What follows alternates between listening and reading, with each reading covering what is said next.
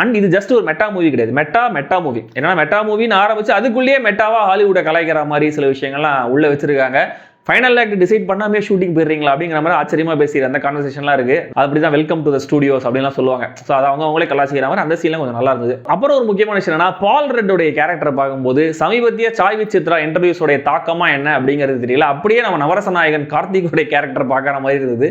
ஏன்னா அவரோட பிஹேவியர் படம் ஃபுல்லாக அப்படிதான் இருக்கும். ஸோ பால் ரெட்டை இன்று முதல் ஹாலிவுட்டின் நவரச நாயகன் கார்த்திக் என்றே நாம் அழைக்கலாம். அதுக்குன்னு அவருடைய கேரக்டரைசேஷன் செம்மையா இருந்துச்சான்னு கேட்டீங்கன்னா அதெல்லாம் கிடையாது. அதுவும் ரொம்ப சுமாராக எழுதப்பட்ட கேரக்டர். படத்தில் எந்த கேரக்டருக்கும் நம்மளால ரூட் பண்ணவே முடியாது. அண்ட் இந்த படத்துடைய மிகப்பெரிய ஹைலைட்டா என் கண்ணில் மாட்டின ஒரே ஒரு முக்கியமான விஷயம், டேனியலா மெல்சேயார் அப்படிங்கிறவங்களுடைய பிரசன்ஸ் தான். அவங்க தான் ஆனா அப்படிங்கிற கேரக்டர்ல நடிச்சிருக்காங்க. அவங்க வரது ஒரு சில சீன்ஸா இருந்தாலும் கொஞ்சம் மனசுக்கு ஆறுதலா இருந்தது. ஸோ அவ்வளவு தூரம் கழுத குடிசையா இருந்தா கூட பரவாயில்லைங்கிற ரேஞ்சில் என்னோட எதிர்பார்ப்பை எல்லாத்தையும் டோட்டலா சப்ரஸ் பண்ணி மைண்டையே சப்ரஸ் பண்ணி வெளியில தள்ளின படம் தான் இந்த ஆனகோண்டா.